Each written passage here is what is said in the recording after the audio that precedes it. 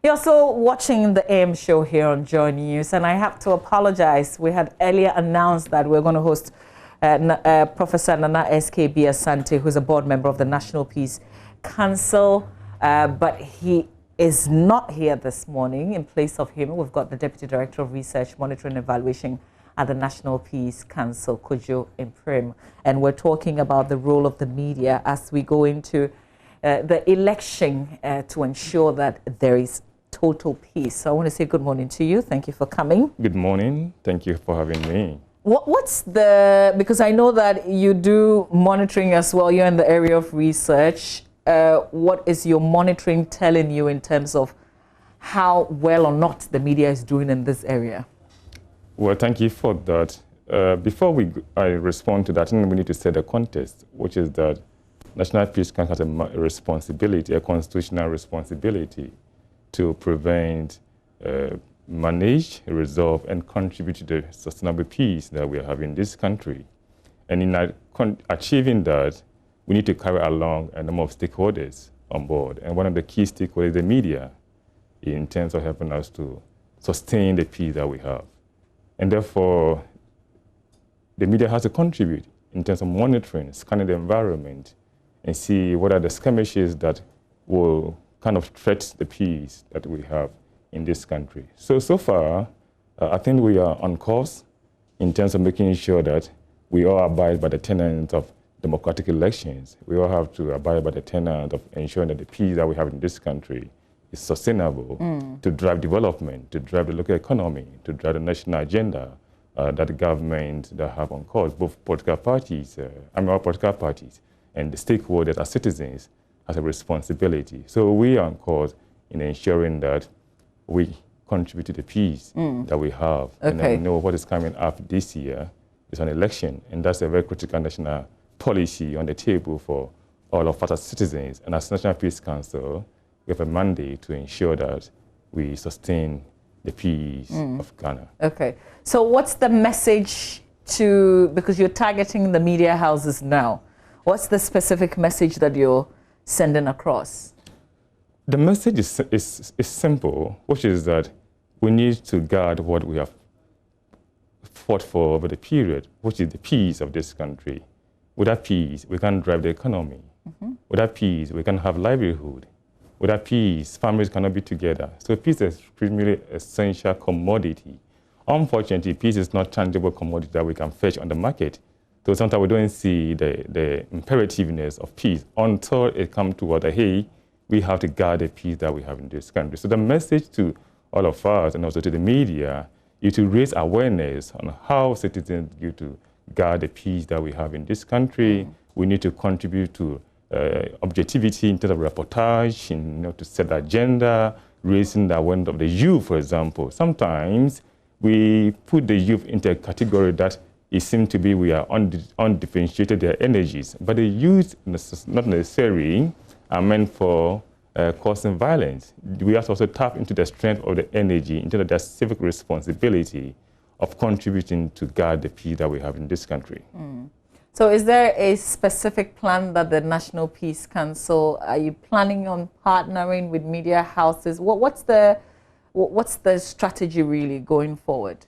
One is that we have worked with the political parties, particularly NDC and NPP. They have committed to eliminating political thuggery, which is otherwise known as vigilantism in this country. And they have committed to a roadmap that we have prepared. Out of that, we have developed a code of conduct. And the code of conduct needs to be monitored to ensure that they abide by what they committed themselves to achieve, in other words, to eliminate political vigilantism. And therefore, our message to the media is to help all of us to ensure that there's an accountability on the part of political parties, so on the part of stakeholders. The Peace Council wants us to monitor, to ensure that the political parties are doing what they've signed up to do. That is one. We've also established a national monitoring committee that works around a regional and district structures. Within that, I told you that we need to carry along all the key stakeholders in ensuring that we stay on course. And the media as a partner is extremely important in also contributing to sustaining this peace. And one of the things that I think the media has to do is to also stay on course in terms of doing the monitoring, instead of feeding into the structure that we've established to ensure that political parties are accountable to what they've agreed to do in terms of protecting the peace. Elections are high-stake issues, and therefore sensitive issues sometimes come along. But we need to be very objectivity. We need to strike a balance between objectivity and sensitivity, in other words, to ensure that we are all on course and try to hold the peace that we have in this country. Is there, because as you also be monitoring. Exactly.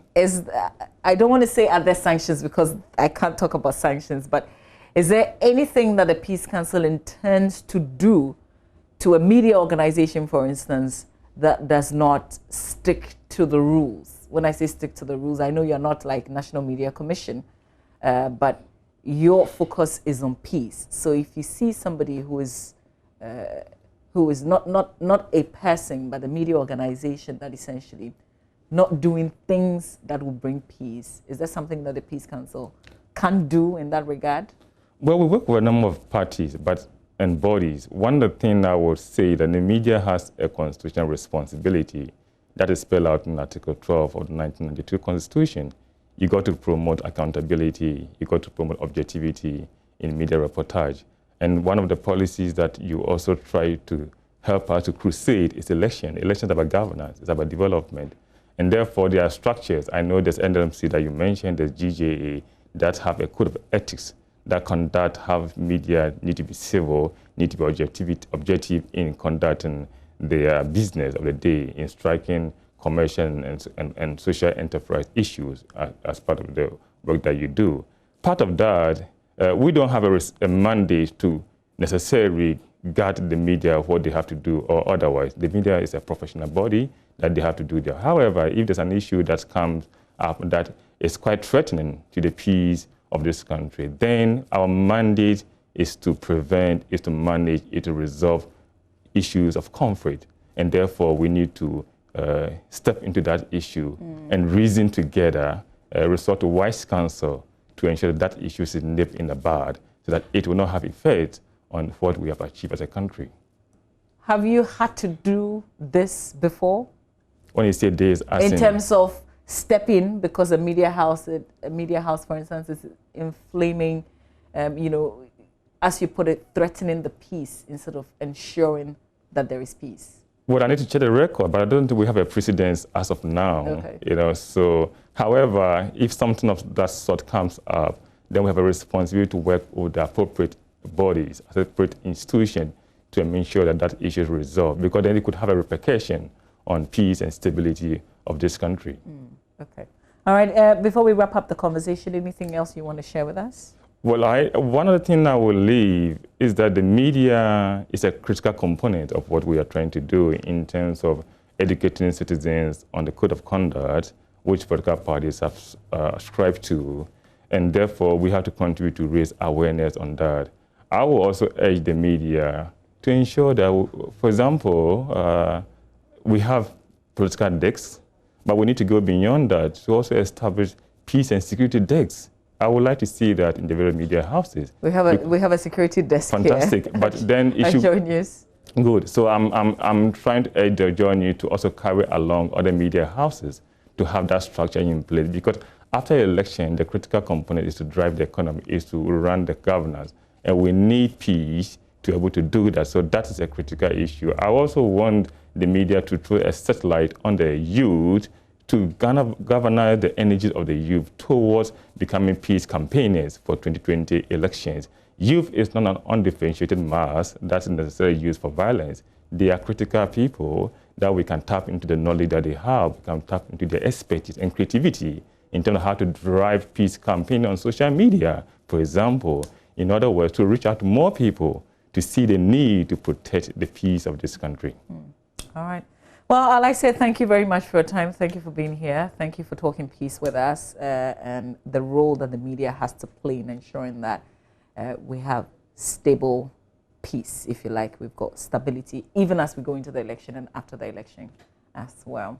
My guest, Kojo Mprim, he's Deputy Director of Research, Monitoring and Evaluation at the National Peace Council. And if you've been monitoring, then you know that the National Peace Council has pretty much been a part of our show this week. We've been talking about the vigilantism law. We also talked about the role that faith-based organizations have to play in ensuring peace. And today, the focus has been on the media. So there will be plenty more conversations like these to come ahead of the 2020 general elections. You're still watching the AM show. We've got Delap Butri and the Hewale Sounds on standby.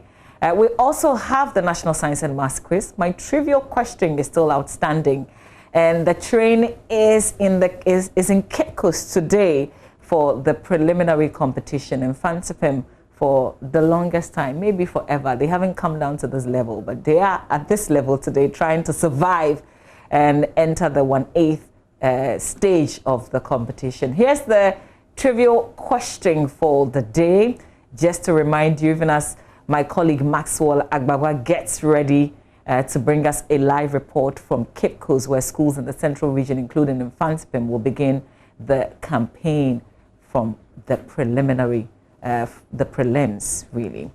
All right, so here's a question. Which school in the history of the NSMQ successfully defended the trophy? Which school in the history of the National Science and Maths quiz successfully defended the trophy? All right, we'll see what the correct answer is before we close the show today. So stay with us as we have all these conversations. Your comments are welcome. Just go to our Facebook page and push your comments there. Stay with us.